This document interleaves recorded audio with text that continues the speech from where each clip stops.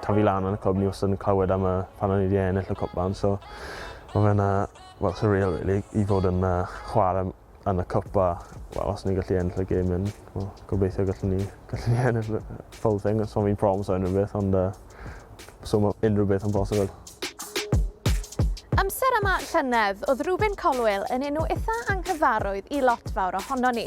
Ond llai na blwyddyn ar ôl torri mewn i dîm cyntaf Caerdydd, mae gyrfa'r crwt ifanc o Gastell Nedd wedi mynd o nerth i nerth.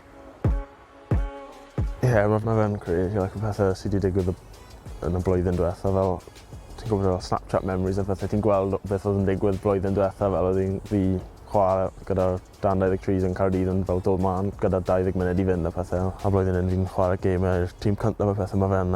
Mae bron fel bod rhywun wedi gwasgu'r bwtwn fast forward ar dy yrfa di, achos mae'n hawdd iawn i ngofio. Ti dim ond yn 19 mlwydd oed? Ie, mae fe wedi dod mor gyflym fel fi wedi cael llawer o profiadau. Mae pobl sy'n 23, 45 ddim wedi cael, so fi'n ffodus iawn a fi'n grateful iawn am hwnna.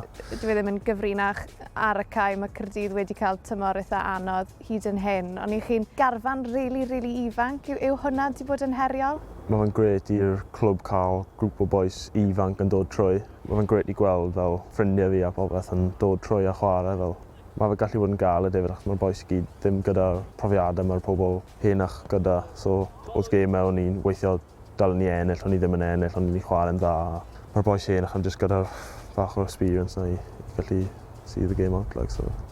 A jyst o ran sefyllfa ti ar hyn o bryd, mae ti wedi bod yn y garfan yn ddiweddar, ond dy reolwr di Steve Morrison yn gweud i'r wasg, dyw e ddim moyn rhoi'r pwysau ar chwaraewyr ifanc, achos bod e ddim yn sefyllfa hawdd i neb fod yno. Ti'n deall na neu dwi'n rwystredig i ti? Mae pawb fel fi eisiau chwarae pob gêm. Mae fe yn amser gael i'r clwb, so i ni roi'r pwysau gyd ar y chwaraewr ifanc fel fi a bois arall. Mae fe'n galed i ni, ond fi gallu gweld beth mae'n dweud, ond mae pawb wastad eisiau chwarae. A jyst, cyn i ni symud ymlaen i Cwpan yr FA, mae yna gyfnod o bosib cyffroes iawn yn dod lan i Gymru, y gêm enfawr yna yn erbyn Awstria.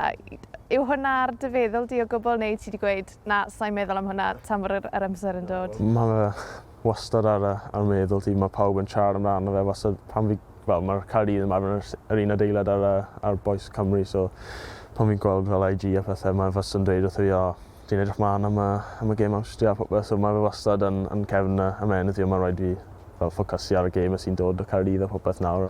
Na ni sôn am Lerpwl, achos mae trip bach neis lan i Anfield yn aros amdano chi dydd Sul.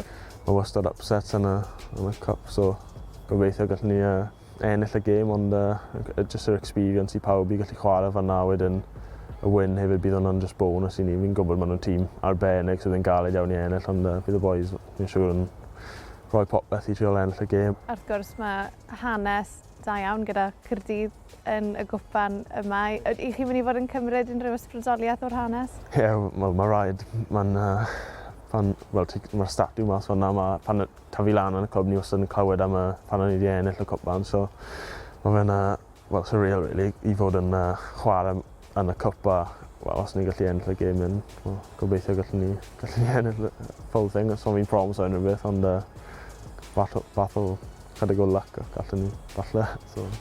Rubin, diolch yn fawr am y sgwrs, mae wedi bod yn bleser a phob lwc enfawr i chi gyd i Sul. Diolch yn fawr.